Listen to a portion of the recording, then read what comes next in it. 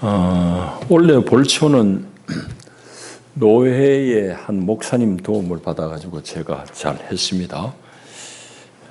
그분이 정이 많은 분인데 제 옛 추억을 기억하면서 좀 안 됐는지 목사님 원래 볼초 어떻게 합니까? 제가 같이 갈까요? 그래서 그러시라고. 그래가지고 이제 아래 볼초를 같이 다녀왔거든요. 차를 타고 대구를 이제 다녀오는 중에 정이 많은 사람 특징이 말도 많잖아요. 이 얘기 저 얘기 많이 하는 중에 이제 자기 집안 얘기를 하는 거예요. 목사님 아들이 서울에서 직장 다니는데 너무 바쁘기도 하고 뭐 이 핑계 저 핑계 대면서 신앙생활 안 한다고 걱정이 많다고 그래요. 그런 중에 혼인할 대상 여자친구를 데려왔는데 얘도 예수 안 믿는 거야. 아예 안 믿는 집 출신이 거기는. 그래가지고는 소개한다고 이제 며느리들을 처녀를 데려와서 이제 식사 자리에 앉았는데 이제 목사님 네 분이 무용담 같이 이제 제게 하는 말입니다. 그래서 예수를 안 믿는 처녀를 보고 예수를 믿어야지 천국까지. 예수 안 믿으면 지옥 간다고. 그래 혼쭐을 낸다고 그래 얘기를 합니다. 여러분은 어떻게 생각하세요? 그 목사님이 잘하셨어요? 아니면 못하셨어요? 그 목사님 잘못 가르친 건 아니죠? 왜 뭐가 잘못됐습니까? 오늘 이제 말에 대해서 좀 생각해 볼 텐데 이제 우리가 다 하나님의 형상을 따라 지음을 받았다고 성경을 쓰고 있잖아요. 그게 뭐 우리 외형을 얘기하는 것이 아니라 우리 본성 속에 있는 내재되어 있는 어떤 성품들이 하나님의 어떠함을 닮았다는 얘기일 텐데 사람만이 가지고 있는 독특한 면이 있어요. 이제 두 가지로 얘기할 수 있을 텐데 하나는 사유하는 기능이에요. 뭔가 이제 깊이 생각할 줄 아는 이런 능력이 있어요. 또 하나는 자기의 생각과 자기의 사상을 말로 표현할 수 있는 언어, 말이라는 기능이 있어요. 이 둘은 다른 어떤 동물들이 가지고 있지 않는 겁니다. 하나님이 당신의 형상을 따라 주신 그런 성품 중에 이제 대표적인 것이 바로 이 사유하는 것하고 말하는 것이라고 말할 수 있습니다. 오늘 이제 야고보서를 읽었는데 말에 대해서 좀 말씀을 교통하려고 합니다. 야고보서는 12제자 중에 한 명 야고보가 아니고 그분 일찍 순교당해요. 예수님의 아우 야고보가 쓴 편지입니다. 예수님의 아우인 야고보. 이분은 주후 62년경에 죽었습니다. 주후 62년에 죽었으니까 아마도 이 편지가 기록된 것은 50년대 말쯤이라고 추정할 수 있죠. 그때쯤 쓰여진 책이고 이제 수신인은 1장 1절에 나와 있습니다. 1장 1절에 보게 되면은 야고보는 흩어져 있는 12지파에게 문안한다 하면서 편지 글을 시작합니다. 흩어져 있는 12지파 표면적으로 읽으면은 세계에 흩어져 있는 유대인들에게 쓴다고 그래 되어 있지만은 내용적으로 보면 유대인들을 향한 글이 아닙니다. 그러니 1장 1절은 온 세계에 흩어져 있는 유대인을 포함한 그리스도인들에게 쓴 편지라고 그렇게 읽을 수 있습니다. 내용적으로 그렇게 이해하면 되는데 기록한 편지를 기록할 때는 늘 의도가 있고 상황이 있는데 이때 상황 어떤 의도에서 편지를 썼을까? 방금 얘기한 대로 주후 60년대쯤 되면은 교회는 처음 태동기는 지났습니다. 주 30년쯤에 돼가지고 예수님이 부활 승천하시고 성령이 임함으로 교회가 시작이 되잖아요. 그때부터 한 30년이 흐른 시점이에요.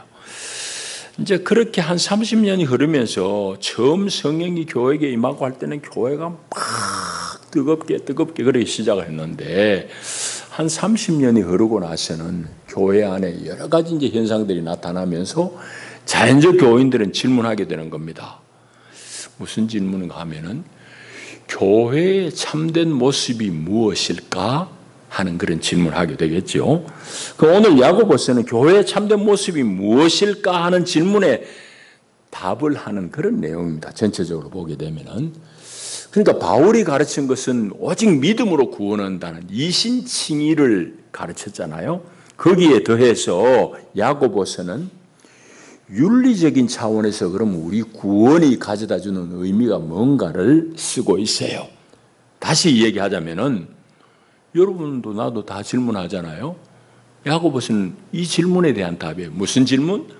내가 구원받았다고 그러면은 구원받은 것을 어떻게 점검하고 어떻게 확인할 수 있을까 하는 질문입니다. 여러분 그런 질문 해보죠. 내가 하나님 앞에 구원받았다면 구원받은 그 증거가 뭐지?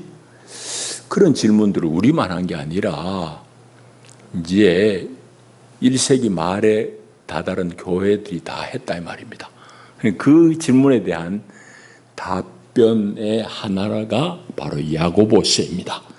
자, 그렇게 이제 우리가 전체적으로 이해할 수 있고, 오늘 우리 3장을 읽었는데 앞에 말과 이어진 거죠. 당연히 1장, 2장은 그럼 무슨 얘기를 지금 야고보가 하고 있느냐는 얘기입니다. 1장, 2장의 요약이 뭔가 하면은 두 절을 읽어보면 분명합니다. 1장 22절을 보시면은 너희는 말씀을 행하는 자가 되고 1장 22절입니다. 듣기만 하여 자신을 속이는 자가 되지 말아라 그럽니다. 말씀을 들었다면 행하는 자가 돼야 되지. 듣기만 듣고 은혜 받았다고 그러고 그 말씀대로 안 사는 것은 자기를 속이는 것이다 라고 그렇게 말씀하고 있고, 또 2장 17절에 보면은 이와 같이 행함이 없는 믿음은 그 자체가 죽은 거다 라고 그렇게 쓰고 있습니다. 그러니까 1장 2절 2장 전체 요약을 한마디로 정리하자면은 실천이 없는 믿음은 헛믿음이다 이 말입니다. 실천적인 믿음을 말씀하고 있어요. 그게 이제 1장 2장의 내용인데 그 2장 끝에 3장이 이어지는데 오늘 보면 3장은 말에 대한 교훈으로 시작을 합니다. 여러분, 그러니까 이게 무슨 말인지 여러분 감이 잡힙니까? 1장 2장에서는 행위 없는 실천 없는 믿음이 공허하다는 것, 헛되다는 것, 죽은 거라고 얘기했고, 그 행위 없는 믿음의 대표적인 예가 바로 말만 떠버리는 거다. 말에 관련되어진 거다라는 말씀을 오늘 하고 있는 겁니다. 자, 그러면은 우리 본문 전체적으로는 우리 이해가 됐고 본문을 좀 덮어 보십시다. 이제 1절, 2절을 보시면은 내 형제들아 너희는 선생된 우리가 더 큰 심판을 받을 줄 알고 선생이 많이 되지 말아라. 그래 말합니다. 이 무슨 말인 거예요? 야고보도 선생이다. 교인들을 가르치는 입장에서 선생이다. 그런데 선생된 사람은 당연히 더 큰 심판이 있다. 책임이 더 크잖아요. 가르친 책무가 크니까. 그러니까 책임이 더 큰 사람이 바로 선생이어서 너희들도 그냥 앞에 나서가지고 선생 되려고 하지 말아라 이 말입니다. 그리고 특별히 2절에 보면은 다 우리 실수 많은데 특별히 말에 실수 없는 사람은 온전한 사람이다. 그렇게 이제 말씀을 합니다. 자, 그게 이제 1절, 2절이고 3절부터 6절까지 보게 되면은 특별히 이제 무슨 얘기를 하는가 하면 혀가 우리 몸에서 보면은 전체에서 보면 지극히 작은 그런 지체잖아요. 지극히 작은 지체인 이 혀가 그 영향은 온 몸에 미친다는 그 얘기를 하고 있습니다. 그 예를 두 가지가 들었는데 말이 힘이 대단하잖아요. 여러분 우리 기계를 동력을 표현할 때 늘 마력, 몇 마력짜리 발전기지 뭐 이럽니다. 몇 마력짜리 경운기지 뭐 이래요. 자동차도 몇 마력이냐 다 이 얘기예요. 그런데 옛날에는 다 말이 마차를 끌었거든. 그러니까 엔진 몇 마력짜리냐 이 말은 쉽게 이야기하면 말 몇 마리 일을 해내는 엔진이냐 이 말입니다. 그런 정도로 말이란 건 힘센 짐승의 대표예요. 그런데 그 힘센 짐승도 사람이 제어를 못하면 안 되잖아. 그 큰 짐승도 사람이 말의 입에 재갈을 물려가지고 제어하는 것 같이. 또 얘가 또 있으면 두 번째는 뭔가 하면 배가 큰데 그 큰 배를 사공이 조그마한 키를 좌로 우로 움직여가지고 배의 방향을 운전해 간다 이 말입니다. 그와 똑같이 작은 것이로 돼 큰 짐승이고 큰 배로 움직이는 것 같이 사람에게도 작은 지체 이 혀가 온 몸을 주장한다. 온몸에 영향을 미친다. 그 말을 하면서 특별히 6절에 보게 되면은 혀가 마치 온 산을 불태울 수 있는 불이다 라고 그렇게 얘기해요. 그뿐만 아닙니다. 불의의 세계, 악의 세계라고 그렇게 이제 말하고 있습니다. 이 말은 무슨 말인가 하면은 마귀가 활동하는 영역이 바로 이 혀다, 말에 있다 이 말입니다.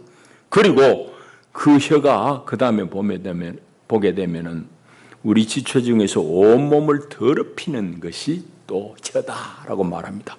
이 말은 말의 영향이 온 몸에 영향을 미친다는 이 말입니다. 그 다음 말씀도 또 어마어마해요.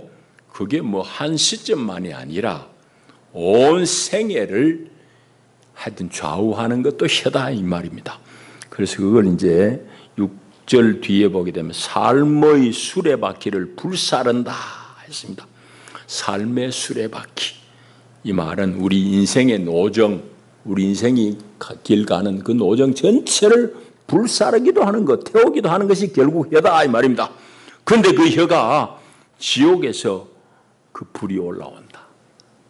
그러니까 혀가 이게 잘못되면은 온 인생을 망칠 수도 있다 하는 그런 말씀을 하고 있어요. 여러분, 이건 우리 경험입니다. 사실 다 인정할 수밖에 없어요.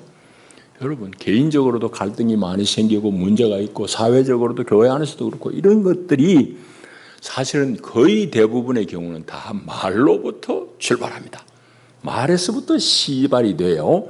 그러니까 말이 얼마나 이게 중요하냐 이 말이지. 그런데 문제는 뭐가 문제냐? 7절 8절에 보게 되면은 이렇게 중요한 혀가 길들이기가 지난하다. 어렵고도 어렵다. 그 얘기를 하고 있습니다. 여러분 보세요. 얼마나 성경이 재미있게 쓴지 몰라요. 7절에 뭐 여러 종류의 짐승, 새, 벌레, 바다의 생물은 다 사람이 길들일 수 있고 길들여 왔지만은 혀는 능히 길들일 사람이 없나니 했습니다. 여러분, 이 말씀을 제가 가만히 묵상하다 보니까 요즘 이제 놀이공원에 가면은 막 돌고래 쇼하고 이러잖아요. 근데 이 말씀 가만히 보면 돌고래 길들인 거 옛날부터 한 것 같아요. 여러분, 바다의 짐승도 길들일 수 있고 길들여 왔다고 그러잖아요. 바다의 생물, 뭔 생물 가지고 길들였겠어요? 돌고래밖에 없지. 옛날도 돌고래 쇼 했을 것 같아, 내 생각에. 그래 재밌게 읽었습니다. 어쨌든 여러 종류의 짐승이, 여러분 코끼리 보세요. 전쟁에도 이게 동원되잖아. 나폴레옹도 코끼리 타고. 그 어마어마한 짐승, 그 코끼리도 사람이 다 길들이고, 온갖 짐승 다 길들이고, 바다의 생물조차도 길들여 왔거니와 혀는 길들일 자가 없다. 혀는 길들이기가 그래 어렵다 이 말입니다. 여러분, 참 혀는 길들이기가 그래 어려워요. 이 말씀을 여기에 쓰고 있는 것은 우리의 그 혀에 대한 이 인식이 보통이어서는 안 된다 이 말을 지금 하고 있는 겁니다. 그냥 내가 예수 믿는다고 이게 말이 잘 될 것 같다는 그런 낙관론 절대 가지면 안 된다는 얘기. 특별하게 주의를 기울여야 된다 이 말입니다. 자, 그 말씀을 하고 그 다음에 9절부터 보게 되면은 우리 교회 공동체 안에 일어나고 있는 기이한 현상에 대해서 탄식하는 장면입니다. 여러분 보세요. 9절에 이것으로, 혀로 말입니다. 이것으로 우리가 주 아버지를 찬송하고 또 이것으로 하나님의 형상대로 지음받은 사람을 저주하기도 하고, 한 입에서 찬송과 저주가 나오니 이거 얼마나 기이한 일이냐. 내 형제들아, 이것이 마땅하지 않다. 그런데 그런 일들이 비일비재하다 이 말입니다. 그러면서 11절에 보면 샘이 한 구멍으로 어찌 단물과 쓴물을 내겠느냐.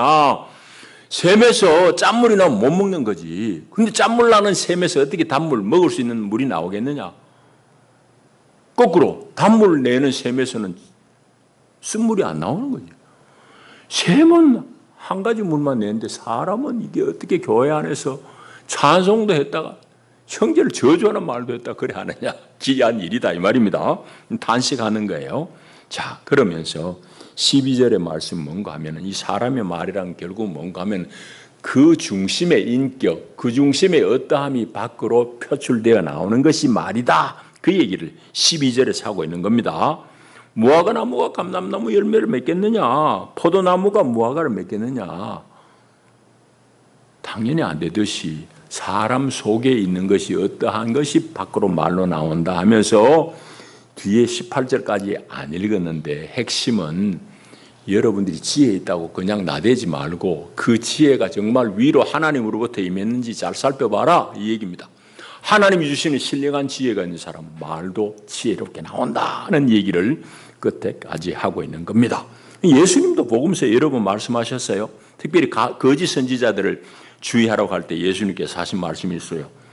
좋은 나무가 아름다운 열매를 맺고 나쁜 나무는 나쁜 열매를 맺는 거지. 말만 잘하는 저 거짓 선지자들 여러분들이 믿지 말고 그 사람들의 열매를 봐라, 행실을 봐라 이래요. 내가 선거 때마다 여러분한테 한 얘기 여러분 기억 혹시 하시나요? 공약하는 거 떠드는 거 그 소리 그거는 저 뒤에 놔놓고 그 사람이 어떤 삶의 여정을 살았는지를 보라 말이지. 정말 남을 위해서 자기를 들여서 헌신하는 삶을 살았는지 아니면 지권력 누리고 살은 놈인지 그걸 분석해라. 그거 보면 나오는 거예요. 그대로 하는 거지. 지가 뭐 국회의원 됐다고 대통령 됐다고 뭐 그 무엇이 된장이 돼요. 그건 그거야 그냥. 안 변해요. 그러니까 그 사람이 어떻게 살았는지를 보면 돼. 그래 여기 지금 12절 말씀 바로 그 말씀이고 예수님 말씀도 그거예요. 거짓 선지자들 호사스러운 말에 속아 넘어가지 말고 그 열매가 뭔지 봐라. 산 길이 뭔지 봐라. 그러면 알 수 있다 이 말입니다. 자 그러면 오늘 본문 다 우리 얘기를 좀 하십시오. 이제 여러분들이 말에 대해서 감수성이 예민해야 됩니다. 경상도는 이 예민함이 대단히 부족한 데입니다. 우리 경상도는 말에 대한 감수성이 부족한 곳이에요. 말 막 해야 된다고. 우리끼리는 통하지만은 남한테 가면 참 곤란합니다.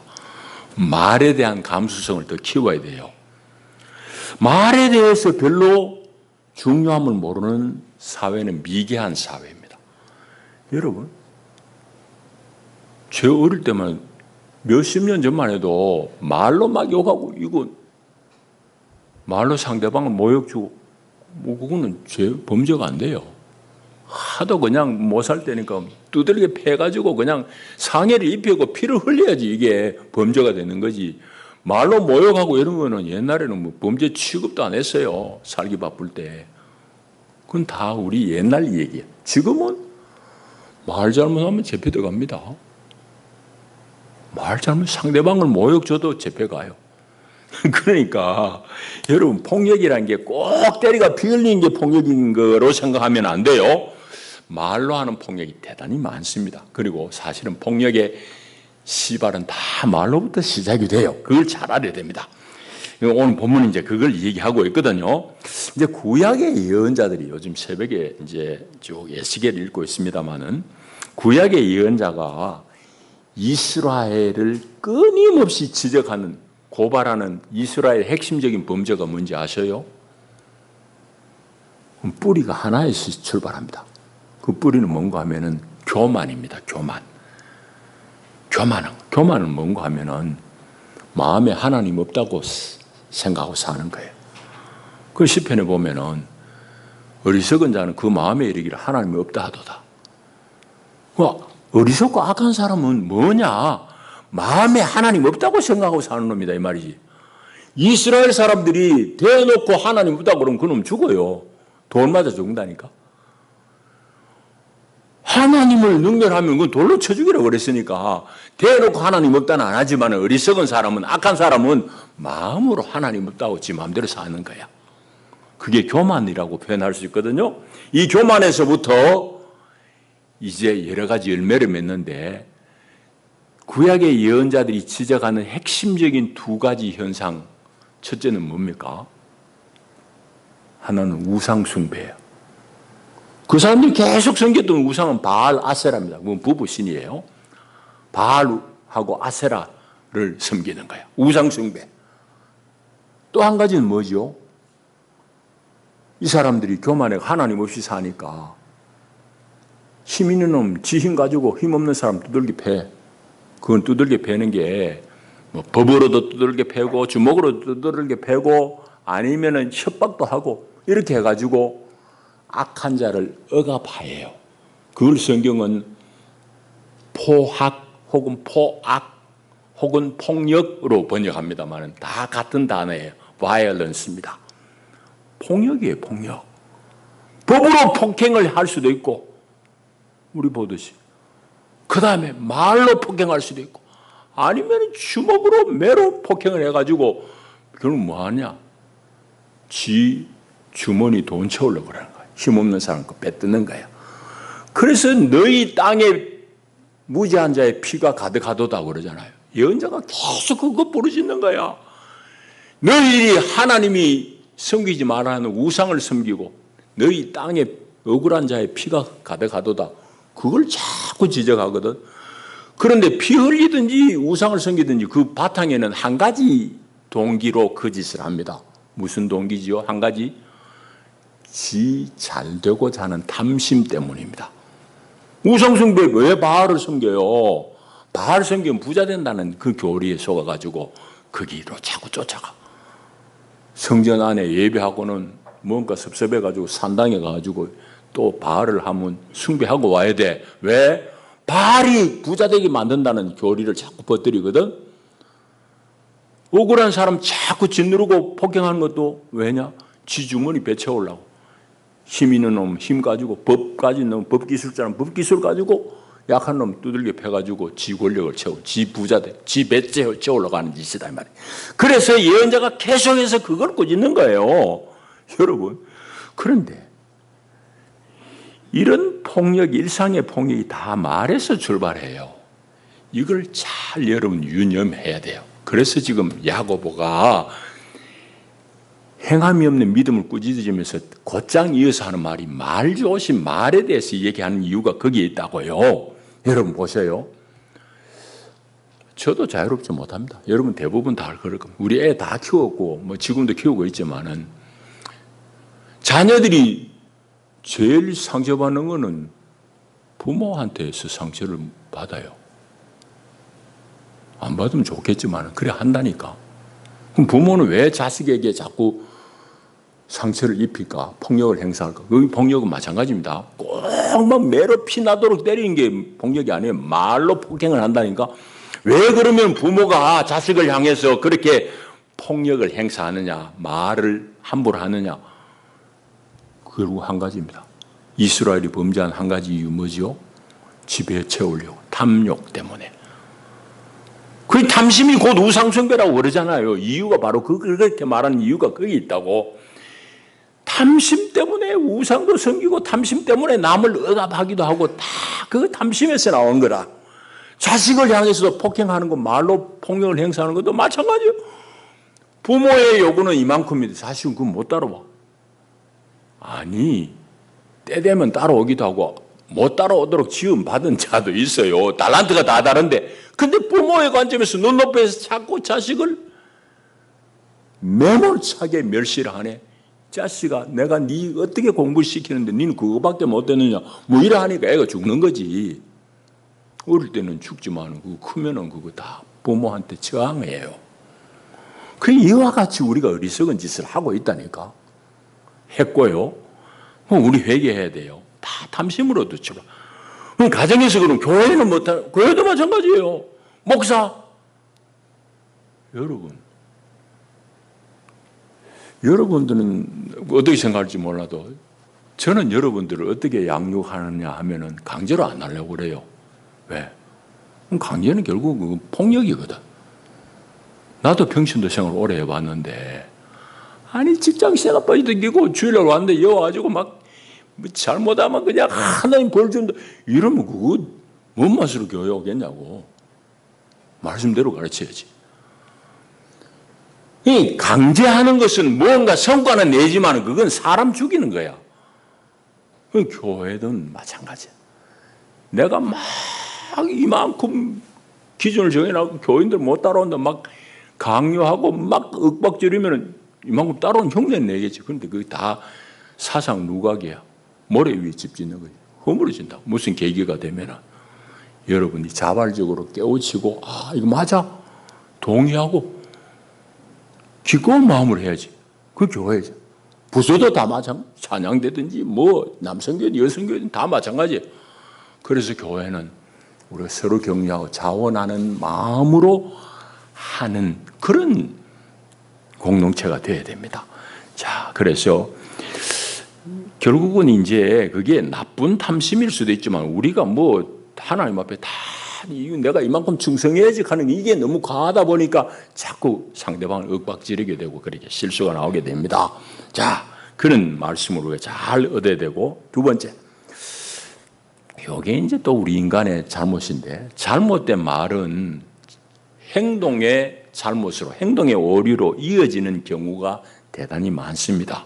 안 그래야 되는데 그런 경우가 많아요. 8절 뒤가 그걸 지금 얘기하고 있어요. 8절 보십시다. 혀는 능히 길들일 사람이 없나니, 혀가 막 나온다는 얘기죠. 그런데 이 혀가 쉬지 아니하는 악이요 죽이는 독이 가득한 것이라. 그래가지고요, 막 이 말이 나오기 시작하면 상대방을 죽입니다. 막 독이 그냥 막 그 나와. 독이 나온다니까. 그러니까 상대방이 죽을 지경이지. 자식을 죽이고 그냥 성도들끼리 그냥 잡는 거예요, 잡는 거.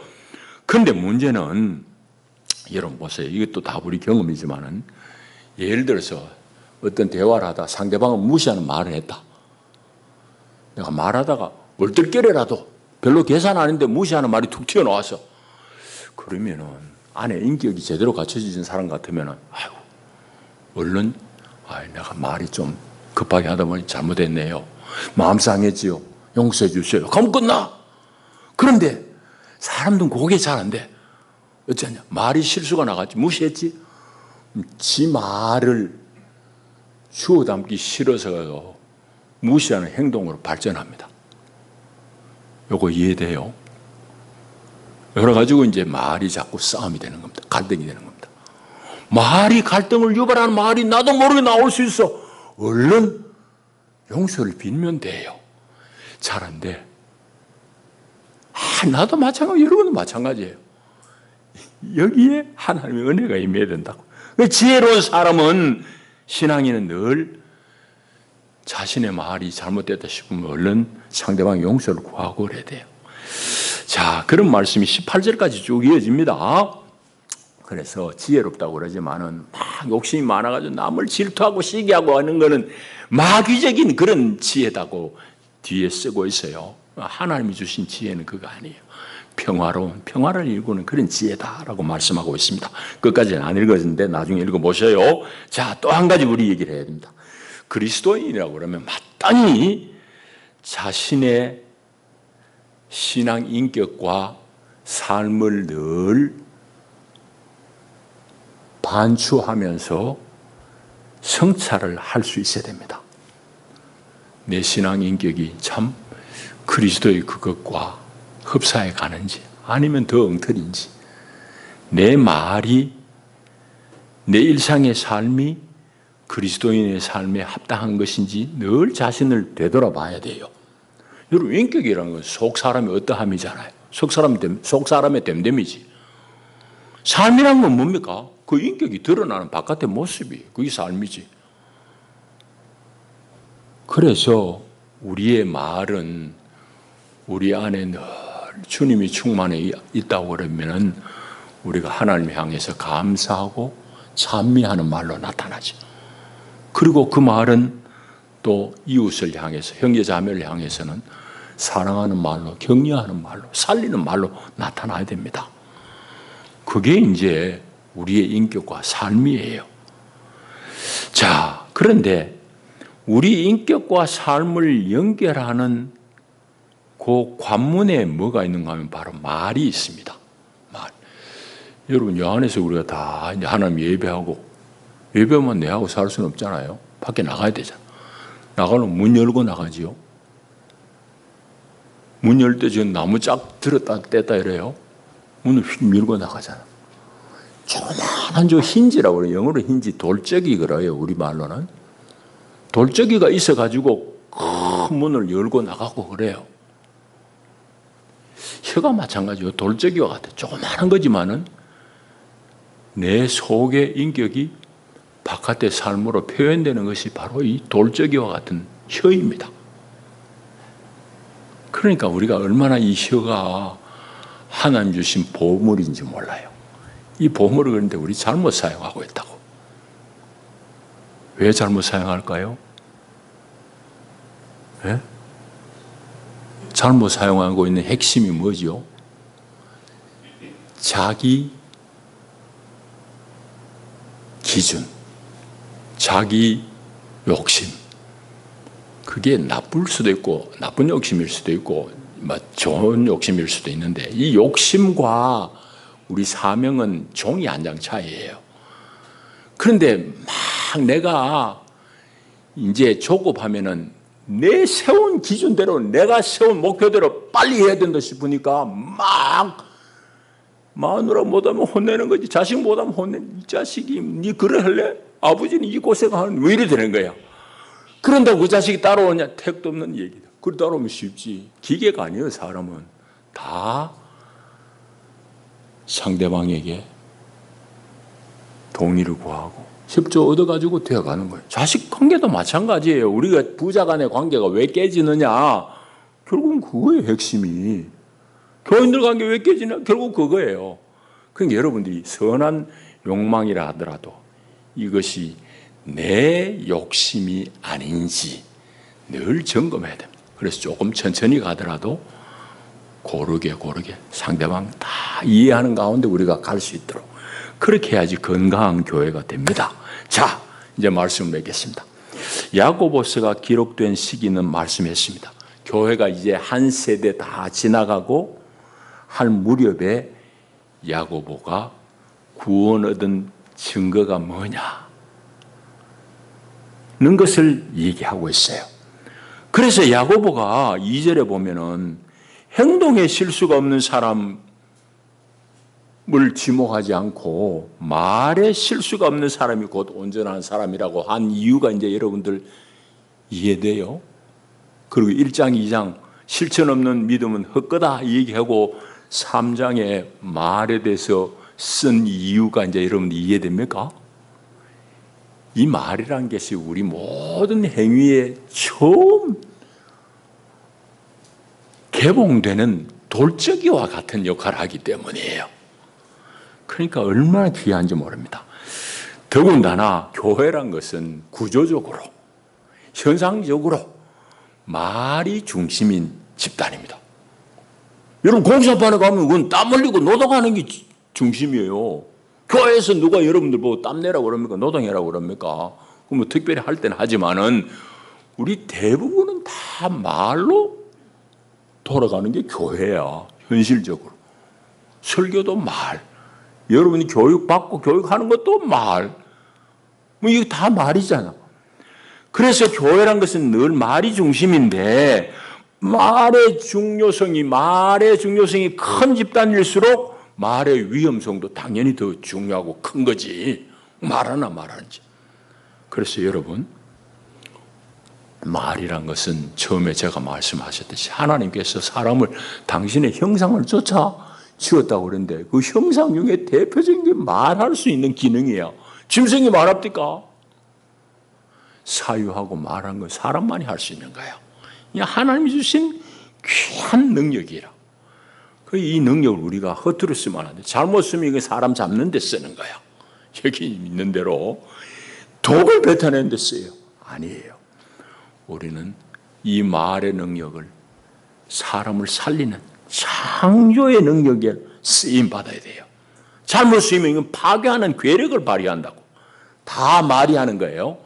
여러분, 여러분의 말이 여러분 자녀들을, 여러분의 이웃을, 교회 형제자매들 살리는 말을 뱉어낼 수 있기를 축복합니다. 그래서 우리 교회 공동체가 건강하게 세워 나가기를 축복합니다. 기도합니다. 하나님 감사합니다. 명절을 맞아서 여러 가지 분야한 중에 우리가 주님 앞에 나와 예배하며 귀한 말씀을 얻습니다. 하나님 하나님이 주신 이 말이 얼마나 귀한지 우리가 잘 살핍니다. 주님, 우리 말이 우리 인격입니다. 잘 다듬고 상대방을 격려하고 살리는데 잘 쓰이는 말을 뱉게 하옵소서. 예수님 이름으로 기도하옵나이다. 아멘.